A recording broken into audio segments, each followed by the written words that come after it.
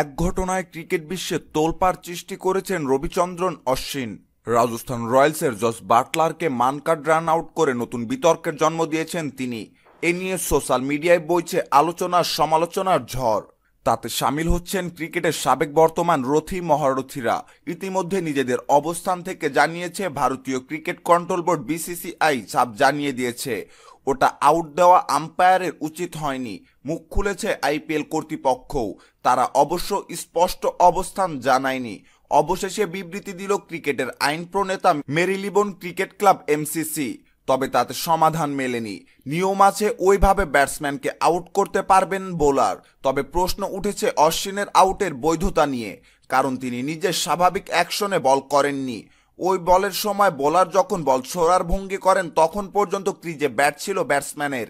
অশ্বিন নিজের স্বাভাবিক গতি চেপে অপেক্ষা করেছেন কখন বাটলার দাগ পার হবেন, এরপরই স্টাম্প ভেঙেছেন তিনি। এই ব্যাপারে গদবাঁধা নিয়মের উল্লেখ করেছেন এমসিসি। এই আইন খুব জরুরি, এটি ছাড়া নন স্ট্রাইক প্রান্তের ব্যাটসম্যান স্বাধীনতা পেয়ে যাবেন, পিচে অনেক দূর এগিয়ে থাকবেন। মূল বিষয় হলো সেই ব্যাটসম্যান কখন ক্রিজ ছাড়তে পারবেন এবং বোলার আউট করতে পারবেন। মোট কথা, এই আইনে কখনো বলা হয়নি নন স্ট্রাইকের সতর্ক করতে হবে। এও বলা হয়নি নন স্ট্রাইক প্রান্তের ব্যাটার ক্রিজ ছেড়ে আগে বের হয়ে সুবিধা নিতে চাইলে তাকে আউট করা ক্রিকেটীয় চেতনা বিরোধী। সমালোচকরা অবশ্য চেতনার দিকে কম যাচ্ছেন।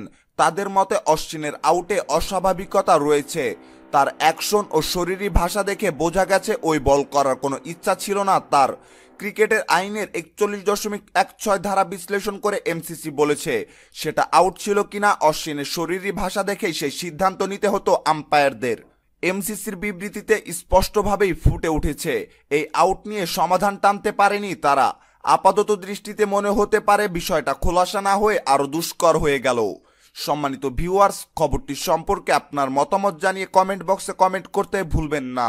ক্রিকেটের নিত্য নতুন সকল সংবাদ সবার আগে পেতে চ্যানেলটি এখনই সাবস্ক্রাইব করুন। ধন্যবাদ।